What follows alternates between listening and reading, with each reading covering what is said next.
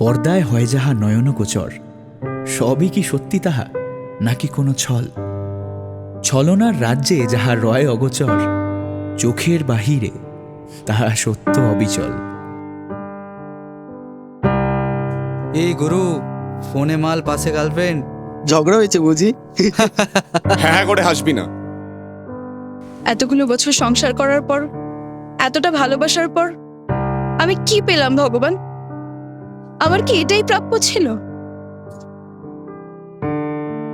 মানুষের জীবনে কত সমস্যা, তাই না? যে কদিন আছি একটু নেচে খেয়ে বাঁচি। তাই বন্ধুগণ, আজকের পার্টিটা আমার তরফ থেকে চিয়ার্স।